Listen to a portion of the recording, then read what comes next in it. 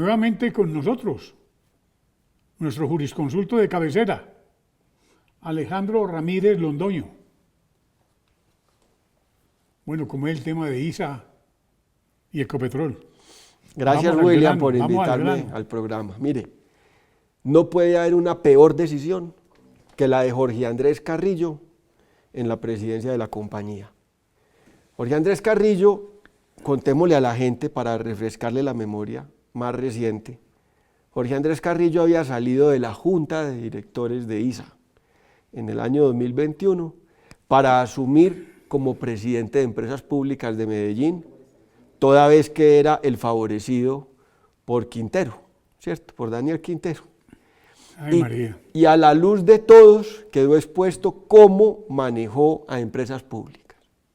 Los más graves desfalcos de la empresa datan de esta época reciente. Por solo mencionar algunos casos, lo que sucedió con la concesión que tenía que la licitación para la presa, para poder terminar la presa. Todas las investigaciones que tiene en este momento. Y con todas esas investigaciones que quedaron de su manejo, de su paso por Empresas Públicas de Medellín, entonces ahora lo nombran presidente de ISA, vulnerando los códigos de compliance y de corrupción que tiene la empresa. Recuerde que Ecopetrol había adquirido a ISA, pero como en Ecopetrol, Petro tiene arroba, entonces la quiere acabar. ¿Arroba? Arroba, sí señor. Arroba. Sí. Esperemos que el Consejo Nacional Electoral, hoy que se posesiona el magistrado Altus Vaquero, haga mayoría para una resolución de cargos por violación de topes electorales con compulsas penales para Arroa, porque como gerente de la campaña, y todos hemos visto y ha quedado a la vista de todo el país, esa campaña violó los topes electorales. Entonces, como saben que Roa está en problemas y está en la cuerda floja, es que además, mire, William, la semana pasada salió una noticia donde Ecopetrol perdió 4.9 billones de pesos frente al mismo ejercicio del año anterior. La acción ha caído en más de 300 pesos en su valor, está cercana a 2.000 pesos. Entonces, ¿para dónde va Ecopetrol? Necesitamos que el Consejo Nacional Electoral actúe. Pero por supuesto, sabiendo Petro que Roa puede salir, entonces se trae a Carrillo a ISA. Y Carrillo tiene impedimentos legales para ejercer en su cargo. Sería muy bueno que los colombianos estuviéramos muy pendientes de lo que va a pasar en esa decisión de ISA, porque apenas está nombrado, pero no se ha posesionado en el cargo. Toca esperar que la Junta de Directores en efecto mire los impedimentos legales que tiene y que evite que eso se genere. Mire, si Jorge Andrés Carrillo se posesiona como presidente de ISA, en menos de un año vamos a tener los mismos problemas que hoy tenemos con Roa en Ecopetrol. No puede ser que estas empresas corran el mismo rumbo. Ecopetrol lo dice el sindicato del abuso ayer en un comunicado. Tiene 7 años de producción. Eso le queda de petróleo a Ecopetrol. 7 años. 7 años, una empresa que ya no tiene gas. Una empresa que produce gas para 10 millones de consumidores. Y ya se quedó sin gas. Ya tenemos que importar gas, ¿cierto? La USO salió ayer en un comunicado a decir que tienen 7 años, que tienen que perforar, pidiéndole el favor a Gustavo Petro que los deje explorar y perforar. Yo creo que eso no lo habíamos visto los colombianos, nunca lo habíamos visto, William. Está en el riesgo más grave que haya tenido la empresa desde su existencia. Y uno se pregunta, ¿quieren hacer lo mismo con Isagen? Son alrededor de 18.000 empleados, y lo dice el comunicado de la USO, más o menos unos 130.000 contratistas. Y hoy están en riesgo por una empresa que va cayendo en sus ingresos, cuyo valor de acción también cayó y que todos los días gana menos. Pero además no le quedan sino 7 años de producción. ¿Será que no la van a dejar perforar? ¿Será que no los dejan explorar? Recientemente la ministra de Ambiente frenó un proyecto que tenían de producción costa afuera. ¿Van a seguir en ese plan con la empresa? Eso es lo que quieren para la empresa más importante de los colombianos. Están sucediendo cosas muy graves con esas empresas, William. ¿Y los 2.5 billones qué? De los que trinó Petro anoche. William, la salud está necesitando un giro urgente de 2.5 billones de pesos. ¿Y por qué necesita 2.5? Necesita mucho más, obviamente. Desde que nosotros vimos ese auto de la Corte Constitucional el año pasado a finales, donde dejaba claro cómo había una omisión, una responsabilidad del gobierno por la falta de actualización de la UPC y de los presupuestos máximos. Hablaban de una falta de un giro de más de 9 billones de pesos. Eso fue el año pasado en noviembre. Y decía la Corte Constitucional que la ADRES, que es la que tiene que ajustar en su resolución el valor de la UPC como procedimiento de la lupa al giro, le tenía que ajustar esa UPC a las EPS para que ellos pudieran seguir prestando el servicio. Muchos advertíamos que la ADRES no lo iba a hacer, por lo menos no en la necesidad que se tenía, porque sabíamos y veíamos ese dolo del gobierno en estrangular al sistema de salud, ese famoso shu, así. Y en efecto, la ADRES sacó una resolución donde corrigió, tengo entendido que fueron 12 puntos, pero los estudios decían que tenía que corregir 17 puntos, o sea que faltaban 5. Eso ya de por sí, cualquier gerente de una EPS que vea esa resolución dice, ¿cómo vamos a hacer para cubrir esos 5 puntos? Si venimos con una deuda precedente. Pues muy bien. Luego la superintendencia los intervino y estamos muchos analizando que es una intervención a todas luces irregular. Pero adicionalmente, el gobierno no ha girado la plata que necesita el sistema y ayer se requería urgentemente de un giro de 2.5 billones de pesos. Es que el único que estaba reclamando los giros del gobierno central ayer no era Fincho Cepeda para el Senado. La salud necesita 2.5 billones de pesos. Y sale el presidente Gustavo Petro en un trino a decir que no, que ellos estaban desviando recursos. No hay derecho.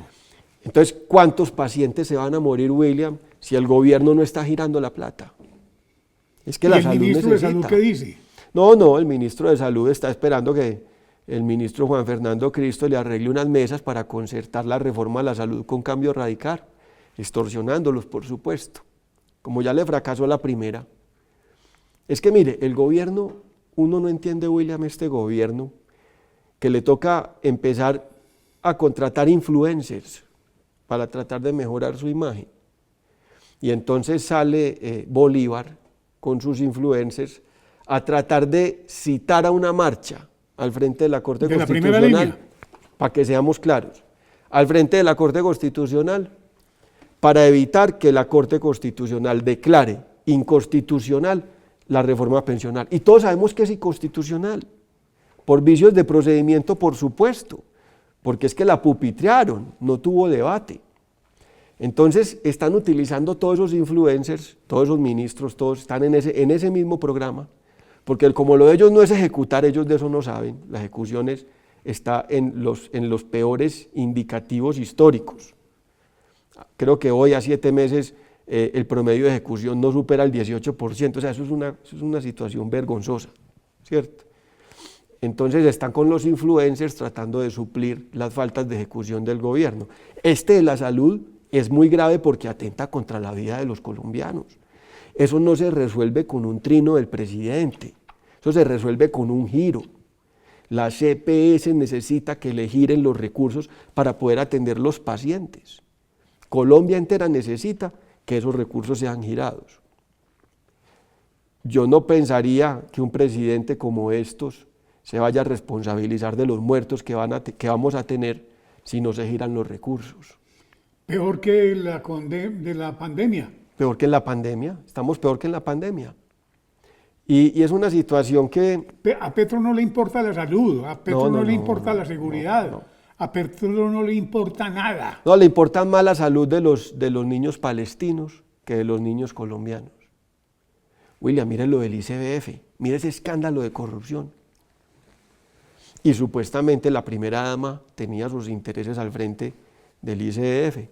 Lo dijo, por ahí se lo escuché a Ángela Benedetti, hágame el favor. quienes conformaron con ellos la campaña para llevar a Petro al poder, esos mismos hoy están desmarcándose por los problemas de corrupción del gobierno. ¿Y el carbón Petro. qué? No, bueno, mire, esa es otra situación donde uno está viendo cómo pauperizan un sector. ¿Por qué las decisiones sobre las exportaciones tienen que ver con la ideología? Porque si le seguimos exportando entonces a Rusia, por ejemplo. ¿Y por qué le seguimos entonces exportando a Venezuela?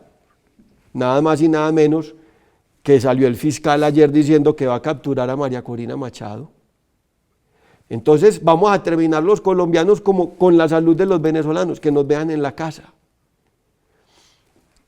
Hombre, A que llegue el médico con un maletincito a la casa, porque entonces usted irse a un centro hospitalario a que lo atiendan hoy es más riesgoso, si no tienen con qué. Hágase de cuenta en Venezuela. ¿Qué pasa con Venezuela? Entonces, Petro prohíbe las exportaciones de carbón a Israel y eso le causa un detrimento patrimonial a las empresas colombianas y por supuesto empieza a apagar, a asfixiar otro sector de la economía nacional. Hoy no tenemos con qué reemplazarlo. Él había dicho que con turismo, pero hoy eso no se ve. Salieron a maquillar las cifras del agro y a decir que es con el agro, pero tampoco se ve, inclusive viene afectando las exportaciones agropecuarias. Entonces uno se pregunta, ¿esa cercanía con Maduro es porque nos quiere pauperizar como Maduro tiene pauperizado a Venezuela? No lo podemos aceptar. Yo pienso que tenemos que apoyar los colombianos el esfuerzo que están haciendo los venezolanos. Hoy se reúne la Comisión Asesora de Relaciones Exteriores y yo pregunto, ¿a qué se van a reunir? ¿A convalidar una complicidad con un régimen que auxilia a los terroristas? ¿Será que acaso les preocupa mucho que el gobierno de Gustavo Petro también los esté auxiliando o que vaya a incurrir en ello? Porque la pregunta es esa. Yo vi a Iván Cepeda defendiendo el papel de Venezuela como veedor del proceso con el ELN, William. ¿Qué es eso? Venezuela, o sea, todos vimos ya lo que está sucediendo en Venezuela. Salen los colectivos a disuadir a los manifestantes asesinándolos.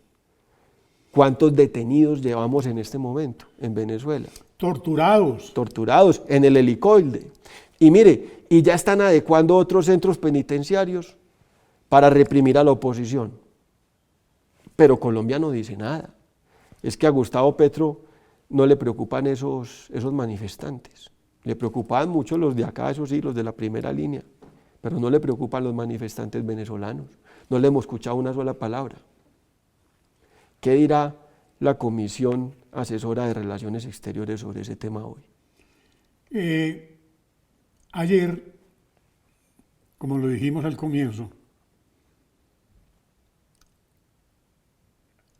desautorizaron al jefe de las fuerzas militares para impedirle los bombardeos. ¿Eso cómo se ve? William, lo habíamos hablado en este programa cuando el ministro de Defensa dijo que él renunciaba a la medida de los bombardeos. Y particularmente dijo, porque se presumía que tenían menores y estaban reclutando menores. Entonces renunciaban al mecanismo de los bombardeos. Ayer el comandante de las fuerzas militares, luego de un paro en el Chocó, donde murieron personas, pues porque estaban temerosos de poder salir, ni siquiera podían ir por el río, ni siquiera pues en chalupas. Y entonces el comandante de las fuerzas militares y el pleno de las fuerzas militares dictaminaron que había que hacer unos bombardeos y Petro los desautoriza. No estamos en nada. Entonces, ¿qué pasa con los habitantes del Chocó? Salen los alcaldes a decir que el gobierno los dejó solos. Sale la gobernadora del Chocó a decir lo mismo. ¿Qué gran gobernadora?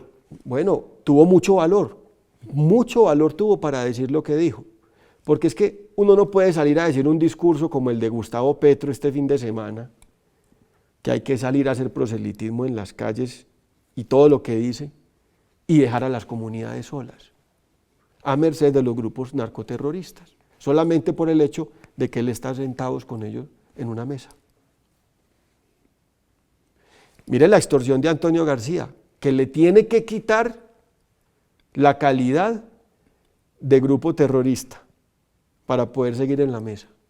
Y uno se pregunta, ¿cuáles pasos han acometido ellos para que les quiten esa calidad? Si siguen reclutando niños, si mantienen ese paro terrorista en el Chocó. ¿No será que quieren arrodillar al país, William? Y Petro está consintiendo en ello. Esa es la desautorización al comandante de las fuerzas militares. No estamos en nada. Bueno, William, muy preocupante la situación de orden público. Hay que respaldar a las autoridades administrativas, a los alcaldes y a esos gobernadores, porque realmente pues, allá los que controlan el territorio son los narcoguerrilleros con quien Petro pactó el cese.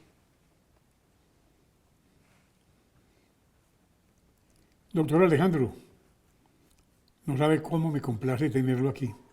William, muchas gracias por la invitación, por permitirnos hablarle a su audiencia de estos temas tan importantes.